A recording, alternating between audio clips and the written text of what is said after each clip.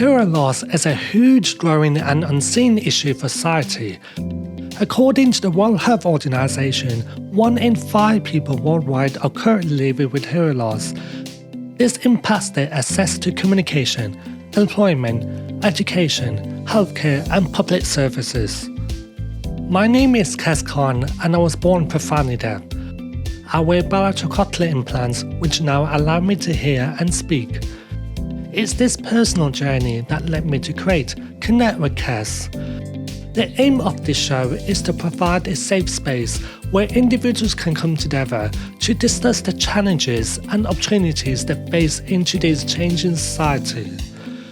Today's exciting hearing and communication technologies mean we have more opportunities than ever before. Does society know this? Through Connect with Qais, I hope to raise awareness in society and in the media where those of us with hearing loss are often misrepresented. I'll be talking to people who are deaf and hard of hearing and those professionals working with them. Careers, relationships, technology, mental health, nothing's off the table as we hear the stories and insights that can inspire a more inclusive and informed society.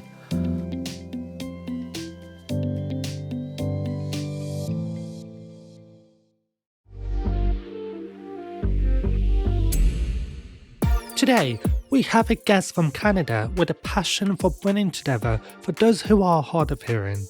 Bowen Tang is an educator with a lived experience of hearing loss, being a bilateral cochlear implant recipient who believes in the value of connection and power of community. An international activist, he strives to bring together deaf and hard of hearing people to help them acquire the skills to reach their full potential. He is passionate about raising awareness on accessibility and inclusion by working with local and global organizations to transform society mindset towards people with hearing loss. In this episode, we'll be exploring what it means to be hard of hearing. Let's get started.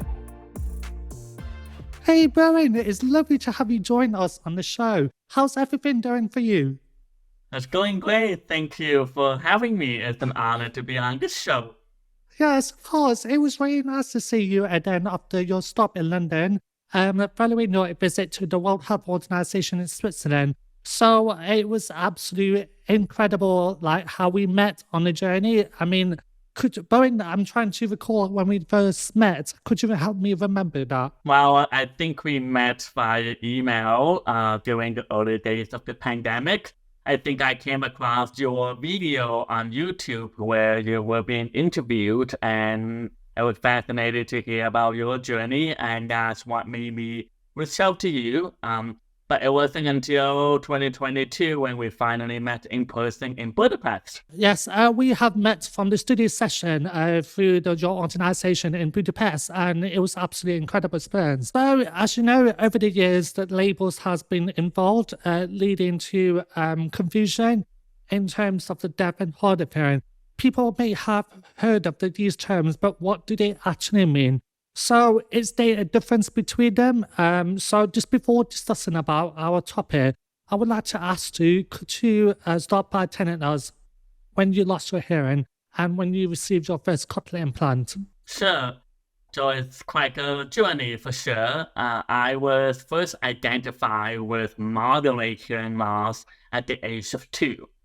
And I was born in Hong Kong, so there was no newborn hearing screening at the time. So my parents didn't find out I have hearing loss until I was 2 years old.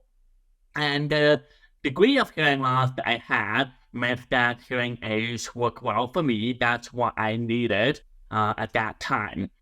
And eventually my hearing loss got progressively worse as I got older. And one morning when I was 10 years old, just when I was about to get ready for school like any other day, I put my hearing aids on and they weren't working. I couldn't hear anything. So my first thought was the batteries. So it must be the batteries not working. Change the batteries, put it on again, do nothing. So I had my mom come over to check it out and ask her to speak right into my ear to tell me what's going on. And as soon as she spoke something into my ear, I knew that was the moment when I actually lost most of my hearing because I couldn't hear my mom at all. And so it turns out that I had a sudden drop in my hearing from moderate to severely profound. And that was due to a condition called the enlarged vestibular aqueduct syndrome. And we went to the emergency right away to take a look at what happened, and they prescribed me some steroids to try to bring some of the hearing back. But that was only temporary, and that's how my family was introduced to cochlear implants by the doctor.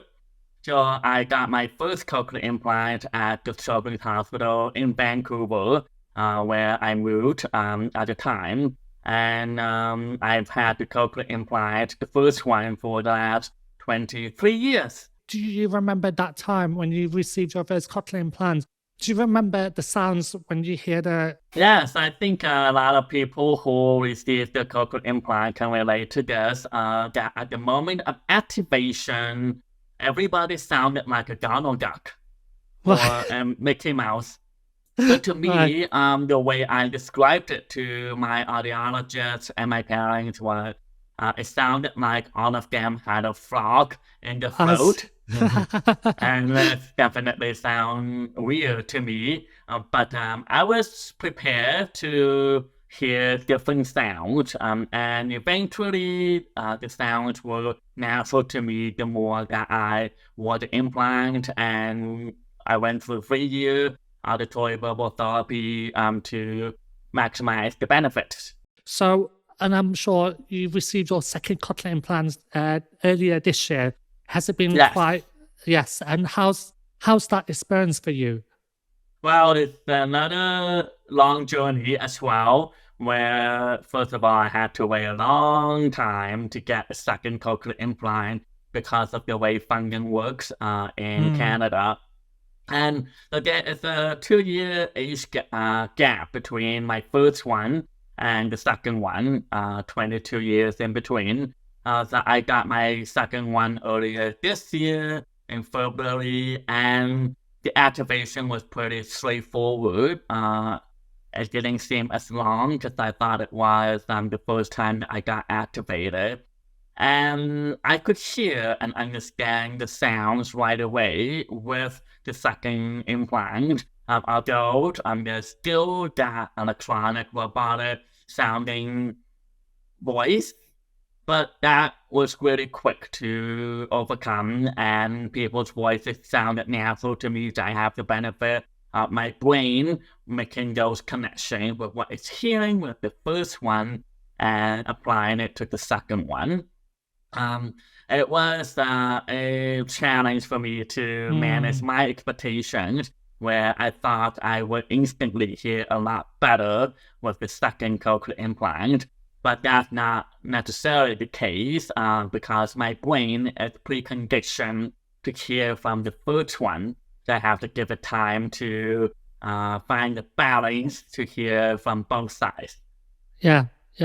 And also that, in speaking of the labels, as for the last couple of years, there are so many labels in terms of the deaf and hard of hearing. I know there's some people have misunderstood the meaning of hard of hearing. Could you explain what being hard of hearing personally means to you? Yeah, and that is a great question. Thank you for asking that. First of all, we have to look at the background context of how hard of hearing came to be. So, as we know, there are medical definitions to describe hearing loss, where the most common one is hearing impaired, and that's what I've grown up being told that I am hearing impaired. But when we look at the word itself, hearing impaired, it makes it sound like we are impaired, that we're not able to do certain things, and there is a negative connotation around this term. And therefore, we need to find a better term to describe what we are, or rather who we are. So to me, hard of hearing is an identity that I strongly associate with, because with the hearing aids or the cochlear implants, I consider myself hard of hearing because technology do not restore 100% hearing. I'm able to hear as much as I can in different situations, but there are certain times where I will still have difficulty hearing and keeping up with the conversation. So in this case, I will be a hard of hearing person because I still have a hard time hearing in certain situations, but I'm not impaired in doing anything that I would like to do. Right. Hard of hearing is a term that needs to be used more widely to really accurately identify what we're able to do and who we are as a person, and we're not limited by our hearing loss. Right. And of course, in the last couple of years, I've been doing advocacy and I've been meeting so many people from around the world. And I'm so grateful for that meeting with so many different communities. And, before I met you, I didn't know the term of the hard of hearing exists in a way that I thought it's just only culturally deaf community. And I wasn't sure that it's been existed in the UK, but it's actually been existing in the UK, but I wasn't actually quite aware of that. So Yes. it's all about people being aware of so many different communities. So it's actually quite interesting. For sure, as I travel around the world and meet different people with hearing loss, whether they identify themselves as deaf or hard of hearing, you're right. The term hard of hearing is not widely known, and so people do not know there is such a term or understand what it means, especially in South America, where deaf is the only term to describe anyone with hearing loss. So you're either deaf or you're hearing. There's no in between.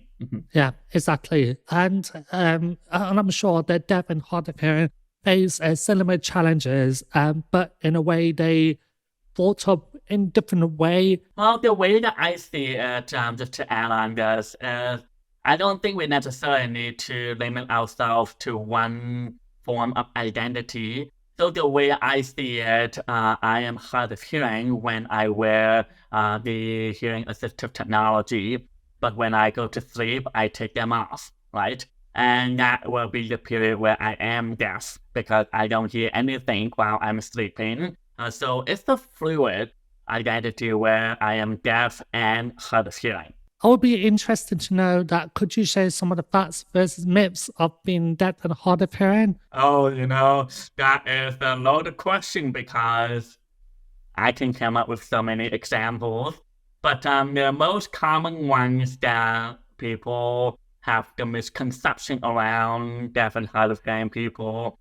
The first one is deaf people cannot drive. Yeah, I heard of that. Yes. Right? Right. So I mean, wonder why they think that is the case, because I feel like driving is more of a visual need where you need to keep your eyes on the road and be aware of your surroundings. And as long as you can see well, you should be able to drive. So I find it quite interesting, the presumption that certain people make about what we can and cannot do.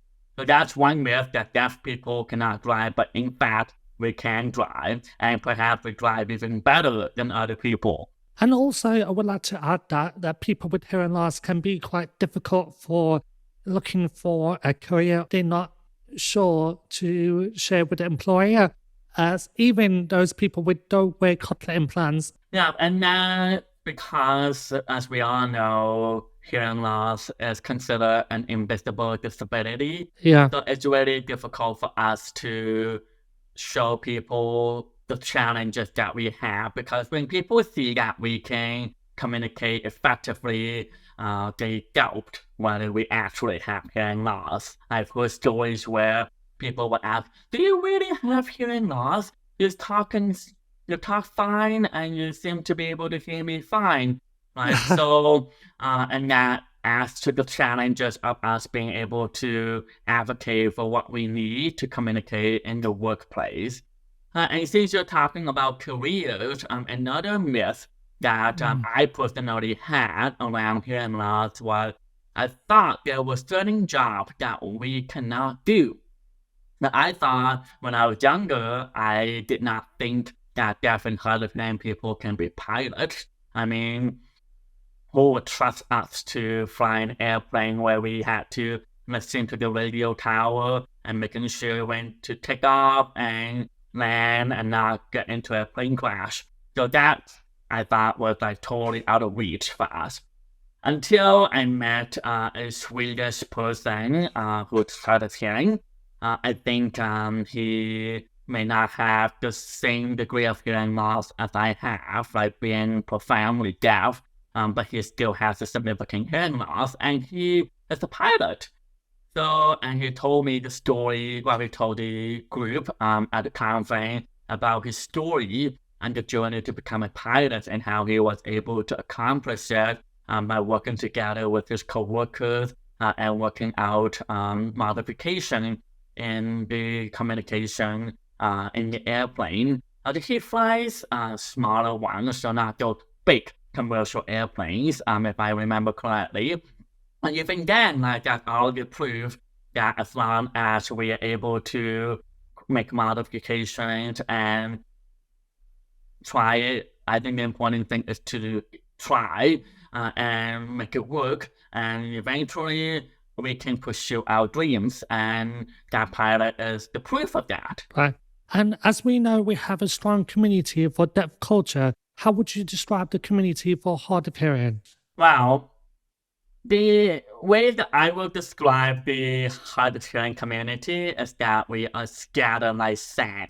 And the reason I say that is, unlike the deaf community who has a shared culture and a shared language through sign language, there is motivation for deaf people to create a community where they can find a sense of belonging. But those of us who are hard of hearing, what I have observed and in my own experience is we are in between worlds, right? Because with the hearing aids and cochlear implant, we can function to some extent in the hearing world, in our schools and in the workplaces. But at the same time, we also feel the need to be with other people who are hard of hearing, but we don't know where they are because we are invisible.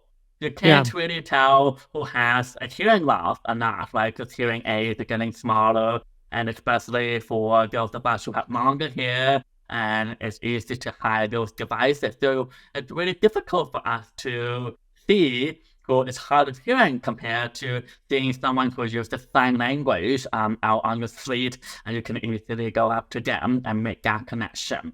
And so because of that invisibility, we're scattered all around. So even in Vancouver, I imagine I would walk past someone who's hard of hearing and not even know it.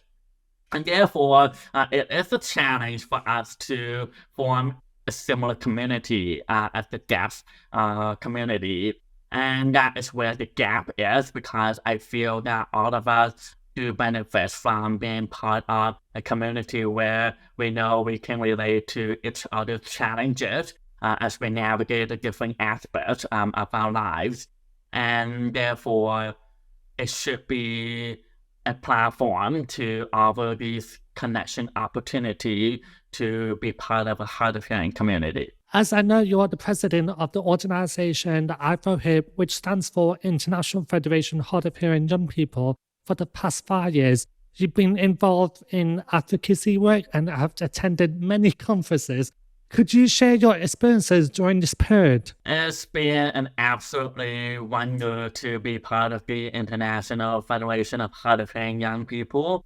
I first came across this organization in 2014 because I was curious to know what hard of hearing people do in countries outside of Canada, which is where I'm based in.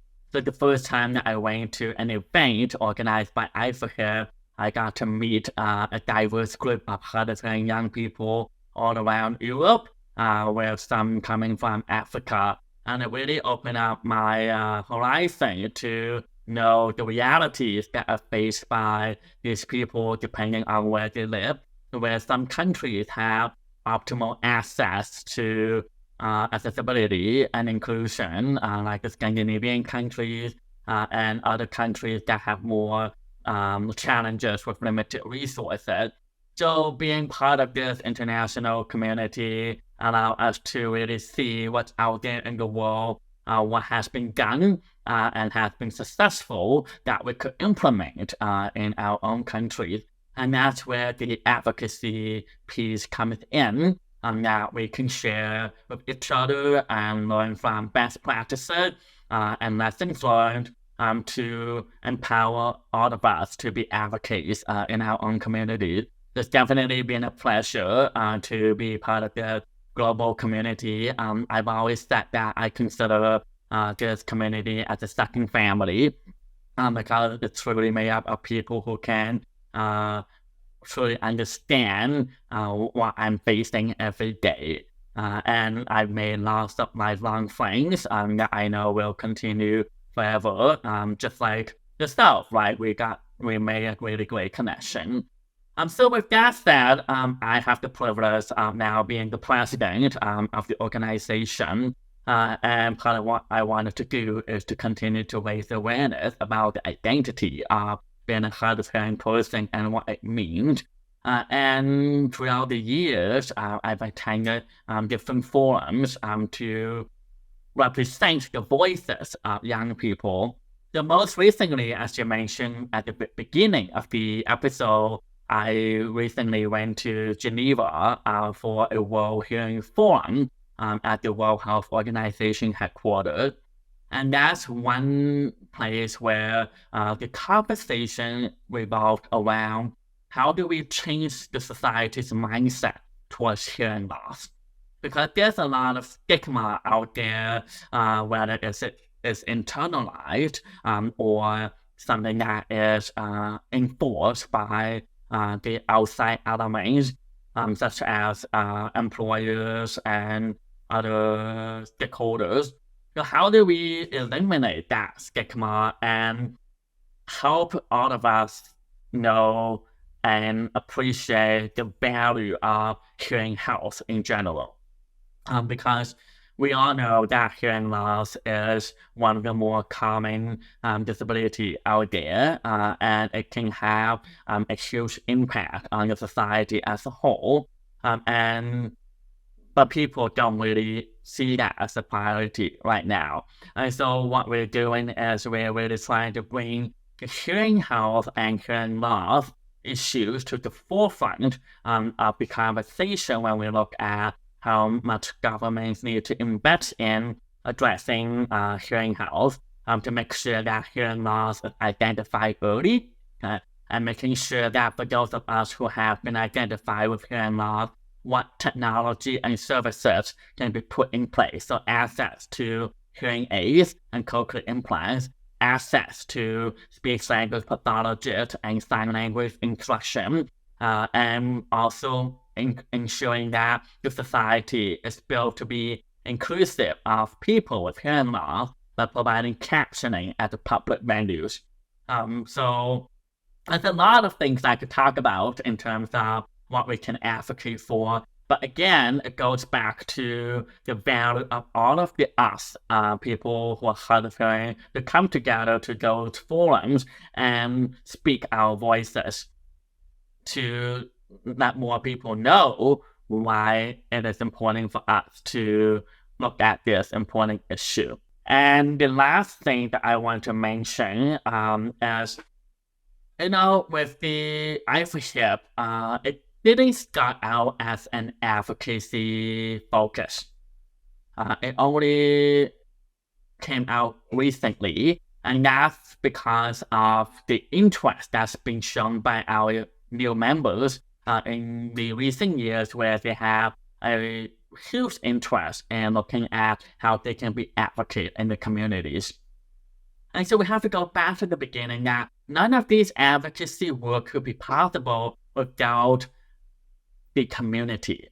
It all starts with offering a space for hard of hearing young people to come together to make those connections and be part of a community. And that's what the study session was about when you went to Budapest. You didn't dive right into talking about how to be advocate. You first took the time to get to know each other. You're listening to everyone's stories, and then you get inspired by their story, and that's how ideas are created on how to move forward to be advocates.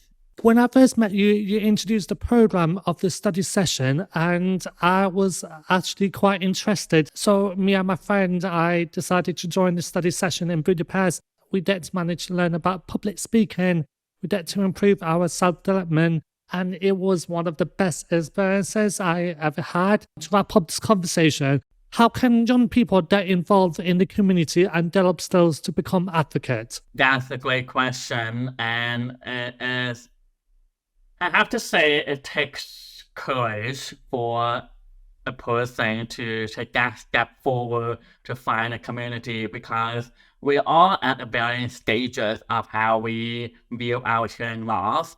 For me, I've embraced it from the very early years of my life, that it is part of who I am, and I've always been comfortable with it. And I had the privilege of being able to be part of the community at a young age, because I was in a school with other children with hearing loss very early on. But for those of us who have been growing up on their own and not having met anyone with hearing loss at all, I can understand why it can be a challenge to find that community and not knowing what to expect. The courage is the first step to finding that community.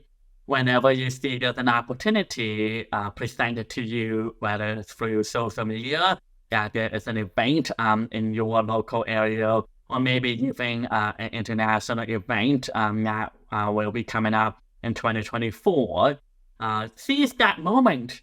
Sign up for that event and go in with no expectation, because when you have no expectation, then you don't have any expectation of what you might find, right? Just go in and be open to any possibility, and you will find that you will instantly click with the people that you meet, because you all walk through a similar journey, no matter where you live in the world. And just enjoy that moment, be present in that place, and be inspired as you listen to those stories that you can resonate with. And then from that point on, I think it will become natural for you to develop the skills to be an advocate, because you're now going to be part of a community where you'll be supported by all these people around you, and you can feed off ideas with each other. And ultimately, I think the best way for me to describe it is, once you go in, being a person who has been alone, if that's your situation, you come back out not being alone anymore, and you no longer have to walk this journey on this by yourself. And that's what I would say is a way for you to be part of the community. Yeah. Yeah. And of course, for those individuals who are struggling to accept our identity as with a disability, but when you're connecting with the community, it actually helps you to understand more about yourself and understand with hearing the people's stories. And it actually helps you, to move forward. How do you overcome with these challenges? How do you overcome with the situations? But in the reality that we all are going through the same challenges, and we're in this together. For sure. That's very well said. And, on a personal note, I have to say, Kate, the more that I get to know you, the more that you inspire me with what you're doing now in this podcast, because that is something that I never had the courage to do, to have a platform to share experiences. And I think that each of us has different skills that we can inspire each other to become better versions of ourselves, and be more confident and be empowered to live our best life. So thank you for that, Qais. I appreciate for your kind words, as I remember I introduced the idea to you since last year. and you've been encouraging me when you started your podcast. But unfortunately, I was actually quite busy and I couldn't find the time. Just kept asking throughout the months, and I was like, okay, you know what? I'm going to start this. Yes. And it just shows how when you have an idea, make it happen as opposed to putting it off. So I need to stop putting off my own ideas and try to make it happen. So one last thing that I want to say, going back to this theme about understanding the hard of hearing community. So you mentioned that some people typically identify themselves as deaf, right? So they would say, I am profoundly deaf. And so a new idea that I'd like to propose to our viewers today is, if you feel that you're a hard of hearing person, so when I tell people about my hearing loss, I would say I'm a hard of hearing person, or I could say it in an acronym, I am a HOH, so H-O-H.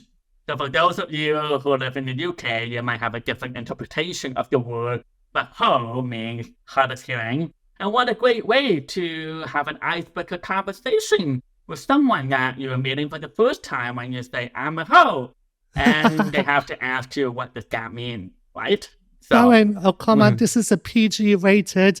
Well, I explained what it means, so hopefully people won't see it that way. But I have to give credit to a role model that we have here in Canada, Gail Hannon. She is the one who came up with this concept of I'm a HO. So you should check her out. She is the originator of that term, I'm a HO. Bowen, it's absolute pleasure to have you on our show today. It's absolutely incredible to discuss about hard of hearing, and thank you so much for being here today. It's been fun doing this episode, and I look forward to seeing more. And thank you again for having me.